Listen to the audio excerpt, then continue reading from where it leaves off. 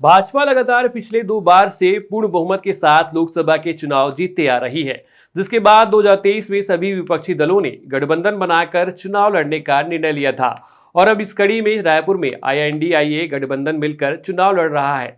रायपुर से कांग्रेस की तरफ से विकास उपाध्याय को सांसद प्रत्याशी बनाया गया है और आईएनडीआईए गठबंधन मिलकर विकास उपाध्याय का समर्थन कर रही है। रायपुर के गांधी मैदान स्थित कांग्रेस भवन में आईएनडीआईए गठबंधन के सभी नेता शामिल हुए, जहां उन्होंने जानकारी देते हुए बताया कि रायपुर और पूरे छत्तीसगढ़ प्रदेश में आईएनडीआईए गठबंधन मिलकर चुनाव लड़ रहा है।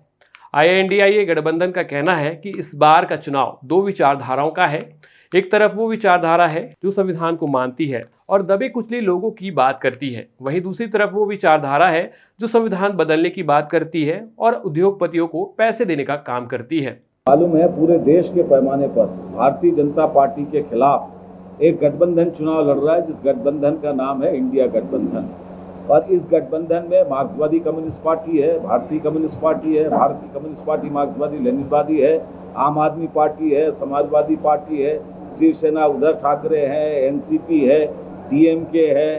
देश की जो सारी प्रमुख राजनीतिक पार्टियां हैं वो इस गठबंधन का हिस्सा हैं।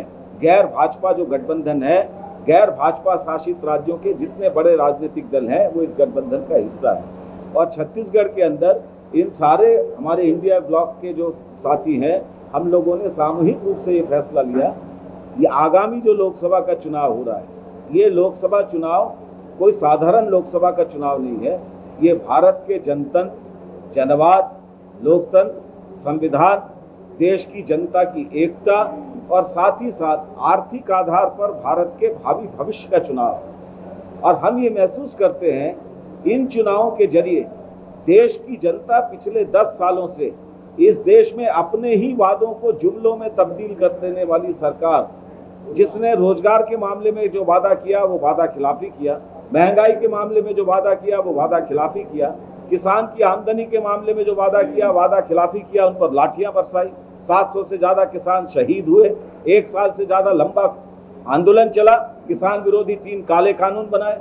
देश की जो सारी सार्वजनिक संपदा है, भिलाई का स्टील प्लांट हो, बाल्को हो, एनटीपीसी हो, बैंक हो, इंश्योरेंस हो, कोयला खदान हो, उसकी निजीकरण का ऐलान किया। देश के मजदूरों को गुलाम बनाने के लिए मालिकों के दबाव में जो मजदूरों के जनवादी कानून थे, उन कानूनों को बदल के लेबर कोड को बना दिया उसके खिलाफ इस देश के लोकतंत्र और संविधान की हिफाजत के लिए।